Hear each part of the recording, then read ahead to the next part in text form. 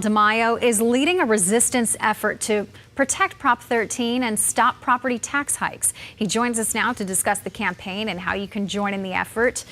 Carl, good morning to you. Good morning.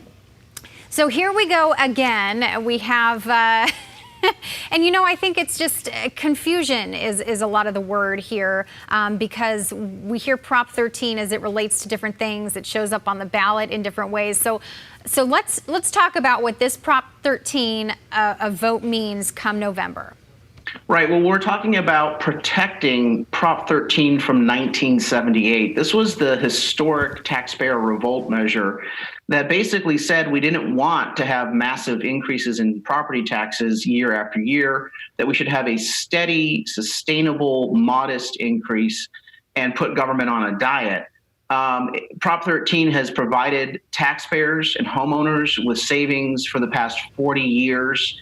The typical homeowner last year benefited $14,000 in property tax savings. And that's according to the Howard Jarvis Taxpayers Association, which has looked at the past 40 years and how Prop 13 has benefited us.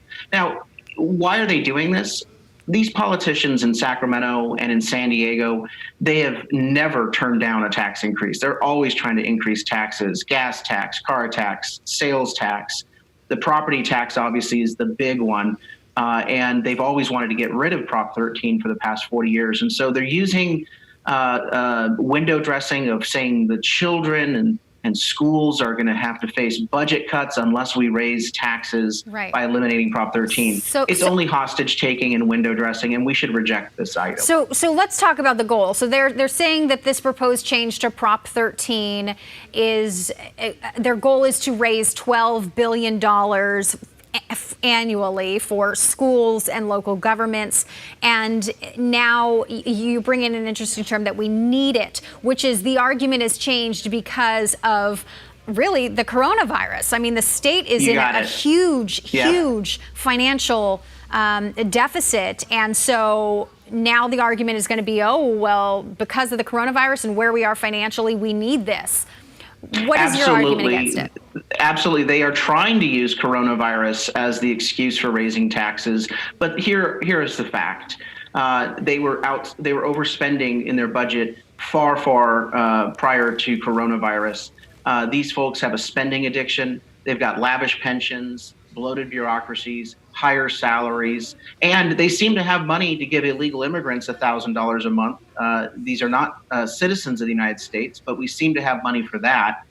We seem to have money to shell out for programs that are not reining in homelessness. We're spending billions of dollars on failed approaches to coddle homeless.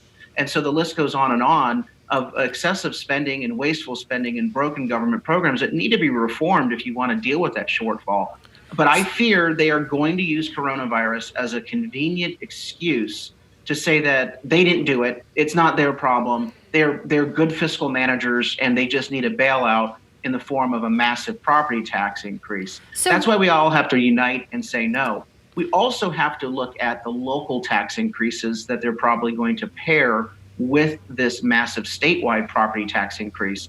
We're monitoring right now more than 100 local measures statewide, and several here in San Diego County, that would increase parcel tax, property tax, sales tax.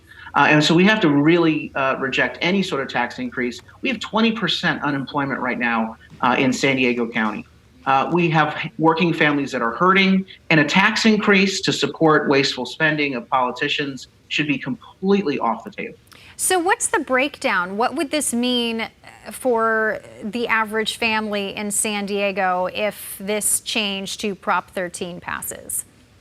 Well, let's start with the local property tax increase that San Diego politicians are trying to put on the ballot for November. They say it's for government subsidized housing, like we need more of that. That would be about $300 to $600 in the next 3 to 5 years. And then the property tax increase statewide would first be applied to commercial, industrial properties. And that means that everything that you buy will increase in cost. And it will really hurt small business owners that may be leasing space in some of those retail malls and commercial office space. But make no mistake about it, they're going after your homeowners' property tax protections from Prop 13. And that's the real battle that we are fighting. We need to reject this effort this year so that they don't have the opportunity to lay the groundwork to finish the job next year with a homeowner's property tax increase. We know where this is headed. That's why we have to fight. So you held a virtual town hall.